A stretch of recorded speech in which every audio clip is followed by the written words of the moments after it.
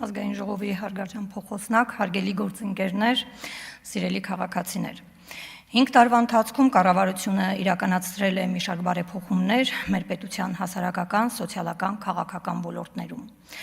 Այս փոփոխությունների շարքը ամփոփվում է առողջապահության համապարփակ ապահովագրության համակարգի ներդրմամբ։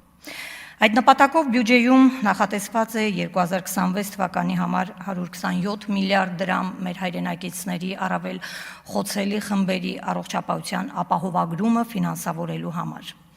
Մասնավորապես 2026 թվականի հունվարի 1-ից մեր կենսաթոշակառուները կօգտվեն այդ համակարգից։ Համոզված եմ, որ սա մեծ հեղափոխություն է առողջապահական համակարգում։ Ավելորդ չեմ համարում եւս մեկ անգամ արձանագրել, որ նախկին ապաշնոր ղեկավարների օրոք մեր երկիրը բազմիցս կանգնել է այնպիսի իրավիճակների առաջ, երբ բյուջեն վերածվել է ոչ թե զարգացման գործիքի, այլ իշխանության վերարտադրության միջոցի։ Ձևավորված քրեաօլիգարխիկ համակարգի տարիներին պետական ռեսուրսները ծառայել են նեղ խմբային շահերին, ոչ թե կրթական համակարգի որակի բարձրացմանը, ոչ թե առողջապահության արդիականացմանը, այլ սեփական հարստության բազմապատկմանը, ինչն էլ խորացրել էր անարդարության զգացումը մեր երկրում։ Մենք բոլորս գիտենք, թե ինչ է արժեցել նախկին հակաժողովրդական, հակապետական կառավարումը մեր պետության եւ քաղաքացու համար։ Կրթությունն արժեզրկված է եղել, որովհետև հաջողությունը կախված է եղել ոչ թե գիտելիքից, այլ կապերից։ Սիրելի քաղաքացիներ,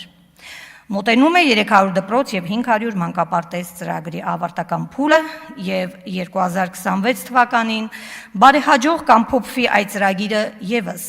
եւ մեր երեխաները իրենց կրթությունն ու դասիրակությունը կստանան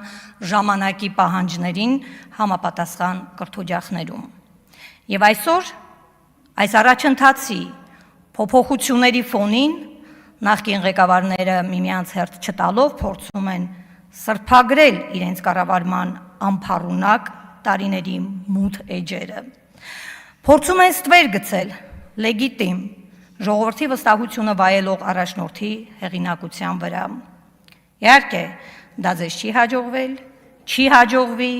քանի որ ժողովուրդը այսօր էլ շարունակում է եւ շարունակելու է վստահել իր առաջնորդին,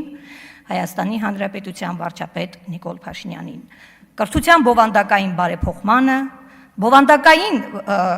գիտության եւ նորարարության խթանմանը, սոցիալական հավասարության ամրապնդմանը